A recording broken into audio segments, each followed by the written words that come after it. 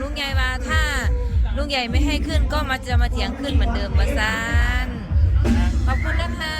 วินาทีลุงใหญ่ได้มาเจอหลานสาวอยู่หลังเวทีอลังการโชว์บ่คิดบ่ฝันว่าลุงใหญ่จะเฮ็ดแบบนี้กับน้องธิดาลาว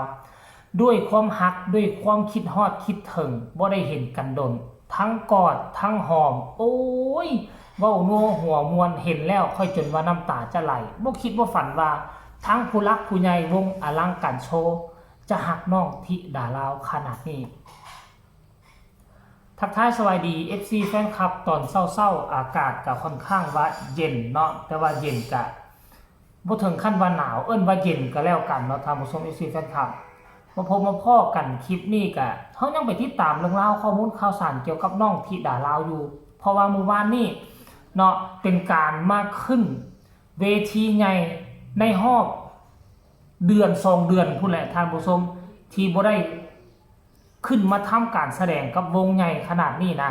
มื้อนี้ก็อยู่ใน20องศาซึ่งมื้อวานนี้17 18องศามื้อนี้20องศาก็ถือว่าบ่หนาวแต่ว่ามันมีความเย็นๆท่านผู้ชมเนาะ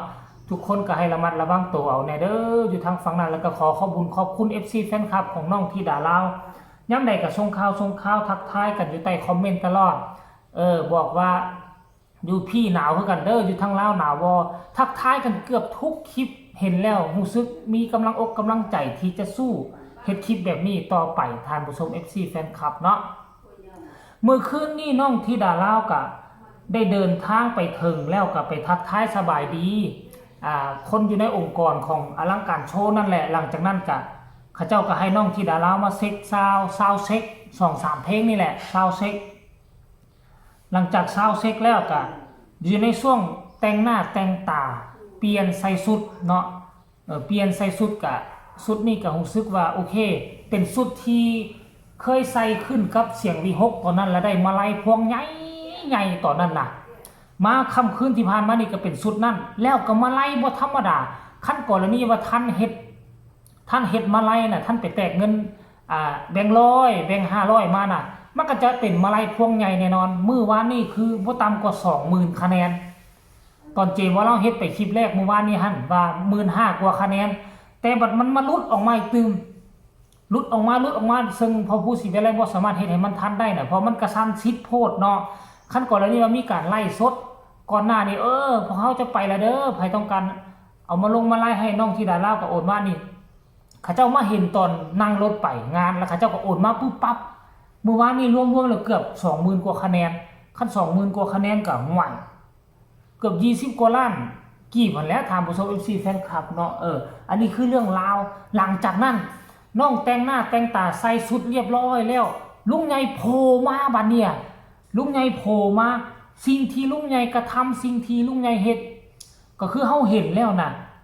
ลุงใหญ่ฮักอายแบบใดลุงใหญ่ก็ฮักน้องธิดาลาวแบบนั้นมันแสดงออกแล้วนี่เลยมีคลิปนึงที่เจ๊บ่ลาวเฮ็ดแล้วลุงใหญ่ก็ห่างหายลุงใหญ่ไปโรงพยาบาลพาเมียไปคลอดลูกเกือบ2 เดือนมาเจออายอุ้มอายขึ้นทั้งหอมทั้งกอดโอ้ยเบิ่งคือสิฮักแฮงแล้วบ่คิดบ่ฝันว่าเหตุการณ์นั้นมันจะมาเกิดกับน้องธิดาลาวใหม่แต่ว่าเหตุการณ์ครั้งนี้บ่ได้อุ้มน้องธิดาลาวขึ้นมากอดแบบบ่วางนั่นน่ะทั้งกอดทั้งหอมโอ้ล้มกันคิดฮอดคิดถึงกันแฮงอันนี้มันบ่งบอกถึงว่าลุงใหญ่ฮักน้องธิดาลาวอีหลีอีหลอฮักแบบลูกแบบเต้าแบบลูกแบบหลานอีหลีอยากให้ทุกคนไปเห็นคลิปนี้ท่านผู้ชมไปพากันไปชมคลิปนี้ซะวินาทีลุงใหญ่พ่อน้องธิดาลาวว่ามันจะเกิดอีหยังขึ้นทุกคนชมแล้วทุกคนมีคำคิดคำเห็นขึ้นได้ให้ส่งข่าวมาหาเจบ่ลาวได้ทางใต้คอมเมนต์ไปชมพร้อมๆกันเลยเถียงลุงใหญ่ว่าถ้าลุงใหญ่ไม่ให้ขึ้นก็จะมาเถียงขึ้นเหมือนเดิมว่าซานขอบคุณนะคะขอบคุณบอสด้วยนะคะที่ให้ความเอ็นดูน้องธิดาลาวนะคะขอบคุณหลายๆค่ะ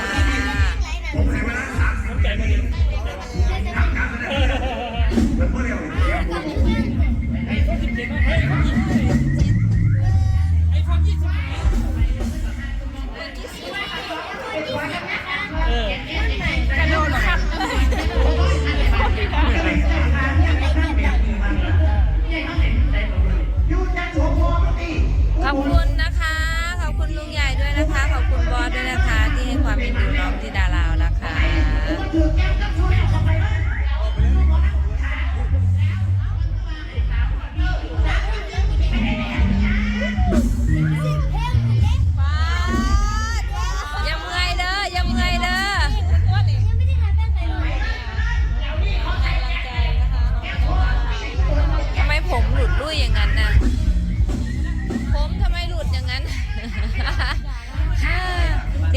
ลุงใหญ่จะเททั้งกระป๋องเลยนั่น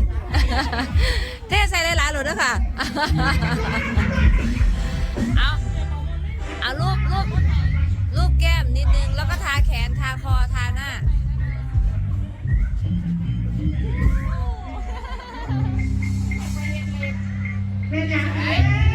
ค่ะ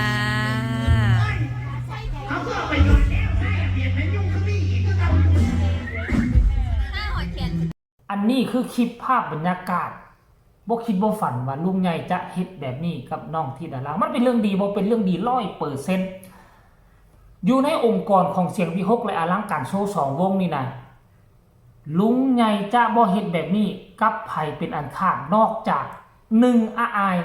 2คือน้องธิดารามีเพียง2คนเท่านั้นที่จะได้รับอ้อมกอดของลุงใหญ่คนทั้ง2องค์กรนี้500-600กว่าชีวิตมี2ชีวิตเท่านั้นที่ลุงใหญ่จะปฏิบัติแบบนี้นั้นนั่นหมายความว่าลุงใหญ่ฮักอีหลีส่วนธิดาราก็บ่ธรรมดาธิดาราว่ามามื้อนี้แล้วถึงว่าจะให้ขึ้นบ่ให้ขึ้นก็สิมาเถียงขึ้นเวทีนำแล้วนี่บ่ได้สนใจได้ว่าแล้วก็ขอว่าถามลุงใหญ่มาให้จักเพลงลุงใหญ่ว่าให้10เพลงว่าซั่นแต่เมื่อคืนนี้น้องธิดาราก็ร้องเพลงแบบมาราธอนร้องประมาณจักเพลงท่านผู้ชมคันบ่แม่น3ก็น่าจะ5เพลงบ่เจ๋บ่เราจำบ่ได้ประมาณ 4-5 เพลงนี่แหละเมื่อวานนี่น่ะฮอดใดท่านผู้ชมเพลงของแม่ฮันนี่นี่สิประมาณ3เพลงแล้วก็มีเพลงจากใจคนลาวแล้วก็มีเพลงฮอดฝันข้ามโขงห้วยก็5เพลงผู้ใดท่านผู้ชมเอ้ย